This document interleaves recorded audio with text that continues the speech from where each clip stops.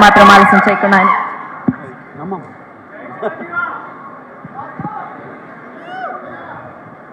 ఈ అద్భుతమైన కార్యక్రమానికి ఇచ్చేసిన ప్రతి ఒక్కరికి హృదయపూర్వక నమస్కారాలు.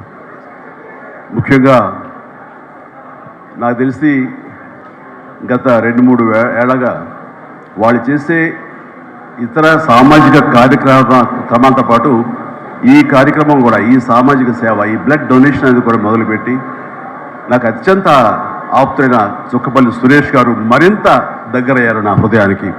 ఈ సందర్భంగా ఇంత చక్కటి కార్యక్రమం, ఇంత సేవా కార్యక్రమం చేస్తున్న నా మిత్రుడు, సోదరుడు చుక్కపల్లి సురేష్ గారికి నా హృదయపూర్వక ధన్యవాదాలు, నమస్కారాలు తెలియజేస్తున్నాను. అలాగే ఆయనకి కుడి ఎడమలుగా ఆకాష్, అవినాష్ ఇద్దరు అత్యుత్తమ కుమారులు.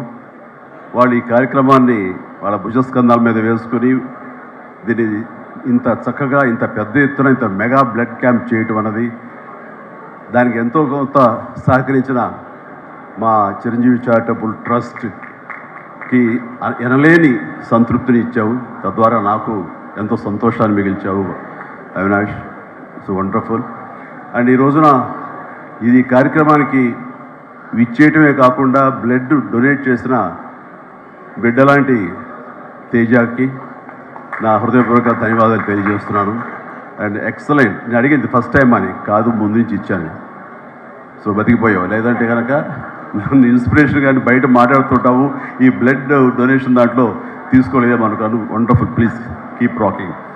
అండ్ ఇక్కడ ఏడికి ఇచ్చేసినటువంటి సంయుక్త గారికి, అలాగే Chiranjeevi charitable trust chief medical officer doctor Madhavi, నా చెల్లి, తనకి, అండ్ ఈ కార్యక్రమాన్ని ఇంత బాగా నిర్వర్తించడానికి పరోక్షంగా ప్రతి పురుషుడు వెనుక ఒక స్త్రీ ఉండాలి, దానికి మిసెస్ సురేష్ గారికి, వారి ఇతర సిబ్బందికి నా హృదయపూర్వక ధన్యవాదాలు తెలియజేస్తూ, మరీ ముఖ్యంగా ఈ రోజు నేను మెన్షన్ చేయాల్సింది, ఇక్కడ ఈ కార్యక్రమానికి ఇచ్చేసి దాదాపుగా 1000 మంది సాయంత్రం లోపల బ్లడ్ డొనేట్ చేస్తుంటే రక్తదాతలకి నేను మరీ మరీ మరీ శిరస్సు వంచి నమస్కరిస్తున్నాను.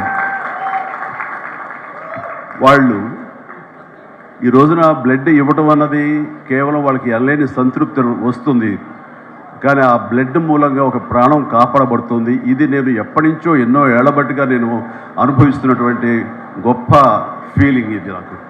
అంటే చాలాసార్లు చెప్పాను, కానీ ఎప్పటికప్పుడు కొత్త జనరేషన్, కొత్త యువకులు వస్తున్నారు కాబట్టి నేను మళ్ళీ చెప్పాల్సినటువంటి ఆవశ్యకత ఎంతైనా ఉంది. ఎందుకంటే ఇది చాలామందికి స్ఫూర్తినిచ్చే ఒక అంశం.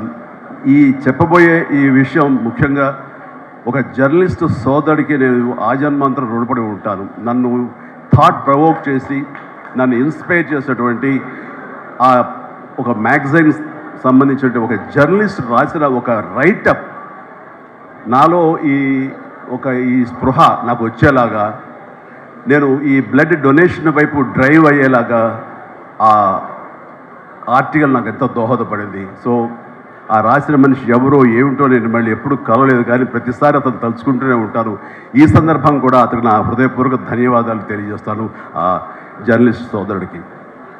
ఎందుకంటే మా అందరికీ సేవ చేయాలని ఉంటుంది, కానీ ఎలా చేయాలో తెలియనటువంటి ఒక డోలాయమాన పరిస్థితితో లేదా తొయ్యుకో ఉన్నప్పుడు మీలాంటి వాళ్ళు మాకు ఆ స్ఫూర్తినిచ్చి మాకు డ్రైవ్ చేస్తే కనుక నిజంగా అది పెద్ద మీరు సహాయం చేసినట్లు.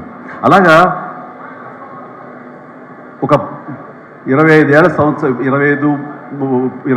సంవత్సరాల క్రితం బ్లడ్ దొరకక అనేక మంది ప్రాణాలు కోల్పోతున్నారు. అది ప్రసవ సమయంలో కానివ్వండి, అయితే ఈ యాక్సిడెంట్ సమయంలో కానివ్వండి, అలాగే తలసీమ వ్యాధిగ్రస్తులు కానివ్వండి, క్యాన్సర్ పేషెంట్స్ కానివ్వండి, ఇలాగ రకరకాల వ్యాధిగ్రస్తులు చనిపోతున్నారు అని తెలిసిన తర్వాత బ్లడ్ దొరకదా, బ్లడ్ ఇవ్వరా, ఇంతమంది ఉన్నారు, ఎందుకు ఇవ్వలేరు అన్న థాటు నన్ను ఎప్పుడు తొలుస్తూ ఉండేదన్నమాట.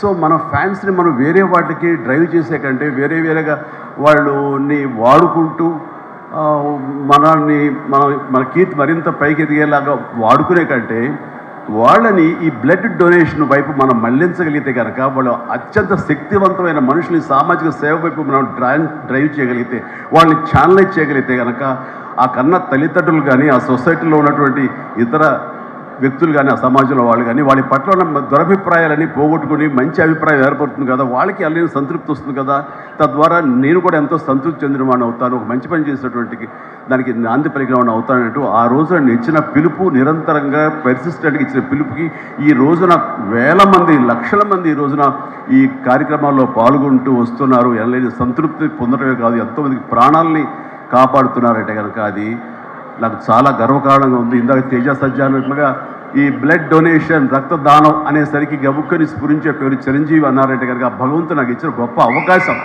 ఇలాగా ప్రతి ఒక్కరి మధ్యలో రక్తదానం అనేసరికి నా పేరు వాళ్ళ స్ఫురణకు రావడం, నేను గుర్తు రావడం అనేది నేను ఎన్నో జన్మలు చేస్తున్న పుణ్యఫలంగా నేను భావిస్తున్నాను. దానికి థ్యాంక్ యూ ప్రతి ఒక్కరికి.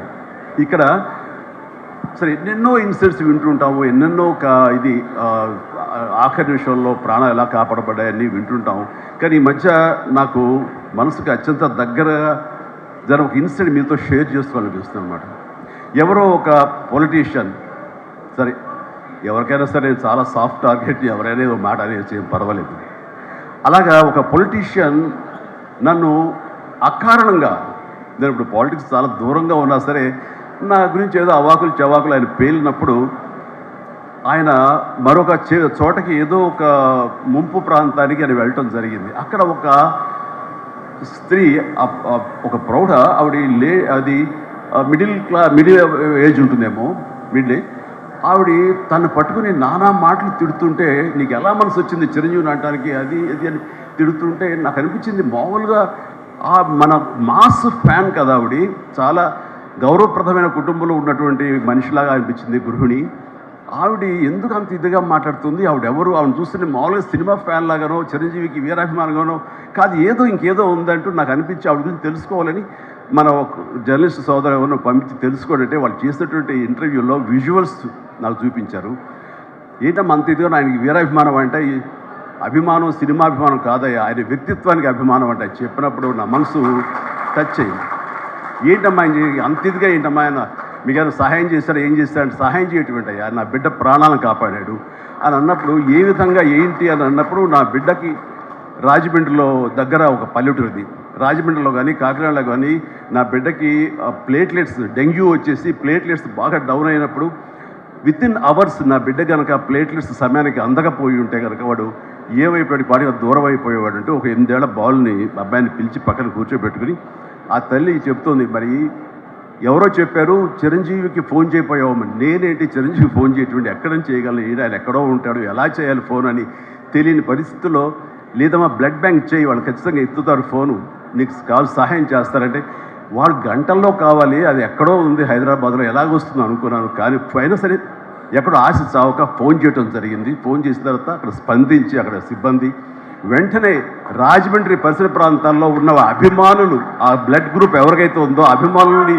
వెంటనే పంపించేయడం ఏంటి, అవర్స్లో వాళ్ళు హాస్పిటల్కి, నీరెస్ట్ హాస్పిటల్కి వెళ్ళి బ్లడ్ ఇవ్వటం ఏంటి, దాని నుంచి ప్లేట్లెట్స్ వేరు చేయటువంటి, ఆ బిడ్డకి ఎక్కించడం ఏంటి, తెల్లారిసరికి ఆ బిడ్డ మళ్ళీ తిరిగి ఎంతో ప్రాణాలతో బతికాడు. ఇది ఈడనయ్యేవాడు.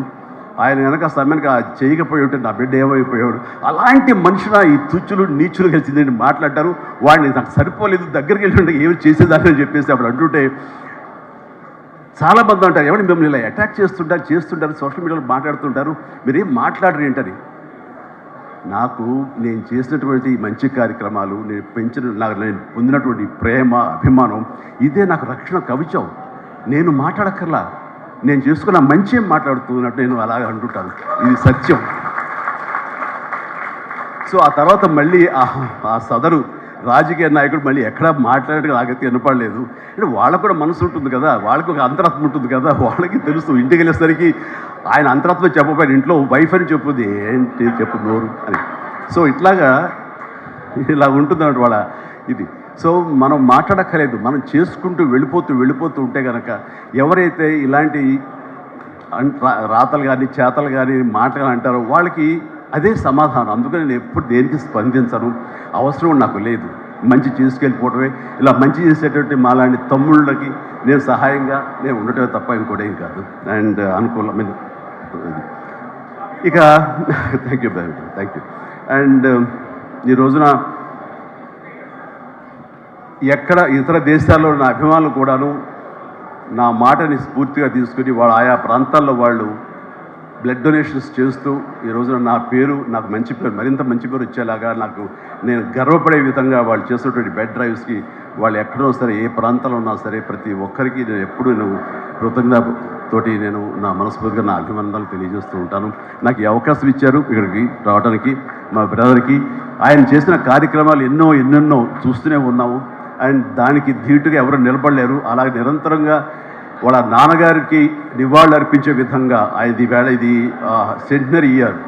సో 100 సంవత్సరాల ఇది ఆయనకి నివాళులు అర్పించేలాగా ఆయన గర్వపడి కొడుకుని చూసుకుని ఎక్కడో సరే గర్వపడే స్థాయికి ఆయన ఈ సహాయ కార్యక్రమాలు చేయటం అన్నది ఆయనకి ఇచ్చేటువంటి గొప్ప నివాళి. అండ్ ఈ సందర్భంగా మా బ్రదర్ని నేను మనస్ఫూర్తిగా అభినందిస్తున్నాను. అండ్ ఇలాంటి కార్యక్రమాలు ఎప్పుడు చేసినా సరే నన్ను పిలవండి, నేను మీకు అందుబాటులో ఉంటాను, అందరూ కలిసి చేద్దాం. అండ్ ఫ్యూచర్లో మీరు ఎక్కడ ఏం చేసినా సరే మంచి కార్యక్రమాలు నాకు అవకాశం ఇవ్వండి, మీతోనే ఉంటారు. And thank you everybody. నమస్తే, థ్యాంక్ యూ. అంకుల్ డాడీకి మీరు సర్టిఫికేట్ ఇస్తారా? ఓకే, అండ్ నెక్స్ట్ ఇంకొక 4 సర్టిఫికెట్స్ ఉండడం జరిగింది. సో మధుమతి చుక్కపల్లి గారిని వేదిక మీద జాయిన్ అవ్వాల్సిందిగా